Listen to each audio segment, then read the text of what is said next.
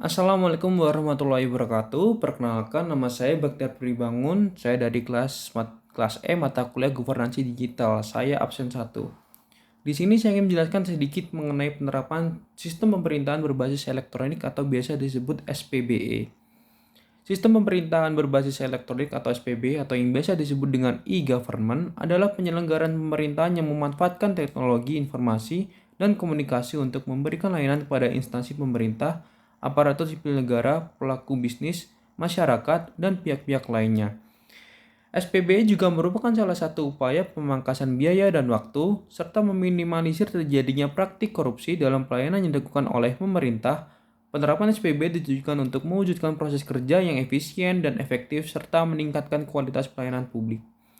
Pada tahun 2021, Kementerian Hukum dan Hak Asasi Manusia memperoleh indeks 3,68 dari skala 5 dari hasil evaluasi penyelenggaraan SPB yang diselenggarakan oleh Kementerian Pendayagunaan, Aparatur Negara, dan Reformasi Birokrasi. Capaian ini menempatkan Kementerian Hukum dan Hak Asasi Manusia berada di peringkat ketiga dari seluruh kementerian atau lembaga pusat.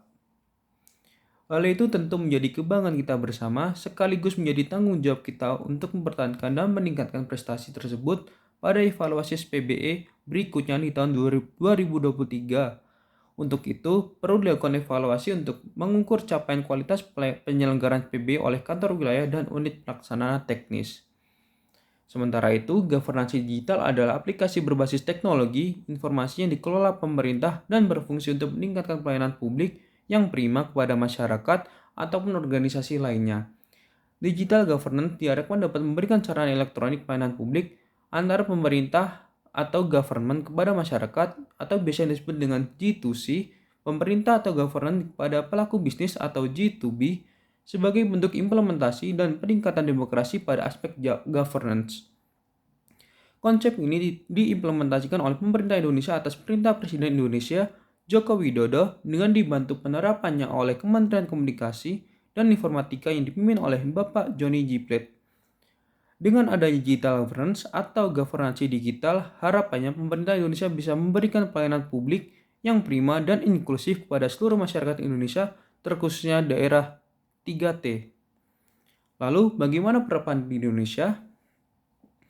Beberapa kota di Indonesia sudah menerapkan konsep Smart City, di mana konsep ini berfokus pada pemanfaatan teknologi komunikasi untuk mendukung kinerja pemerintah seperti memasangkan sensor dan peralatan rumah sakit, jaringan listrik, perkereta-apian, jembatan, dan memonitor kejadian di dalam kota seperti kondisi jalan dan apabila ada bencana banjir. Dengan diterapkannya sistem e-government yang sangat mudah diakses dan transparan dapat mengarah ke keadaan good and open government di Indonesia. Selain itu, sebagai bentuk transparansi pelayanan, di dalam video tersebut juga sedikit disinggung pada digital finance. Digital finance di Indonesia diterapkan oleh pemerintah pusat melalui pemerintah dalam konsep e-budgeting, yaitu sistem keuangan yang disimpan secara online dengan tujuan memberikan transparansi bagi setiap pihak. Setiap orang bisa mengakses data-data anggaran yang disusun oleh sebuah pemerintah negara atau daerah sehingga bisa mencegah upaya penyelewengan atau penggelapan dana atau kecurangan dari birokrasi. Salah satu pemerintah yang sudah menerapkan konsep ini adalah pemerintah kota Surabaya. Penerapan e-budgeting di daerah tersebut dilengkapi dengan unsur e-controlling untuk menjembatani antara perencanaan pelaksanaan pekerjaan yang ada di e-project planning dengan hasil pekerjaan yang diinputkan melalui sistem e-delivery. Nah, oleh karena itu, kita bisa mengambil kesimpulan bahwa penerapan digital governance sangatlah dibutuhkan oleh pemerintah Indonesia untuk mewujudkan pelayanan publik yang prima, akuntabel, transparan, dan inklusif bagi seluruh rakyat Indonesia. Demikian penjelasan dari saya, kurang lebihnya mohon maaf. Wassalamualaikum warahmatullahi wabarakatuh.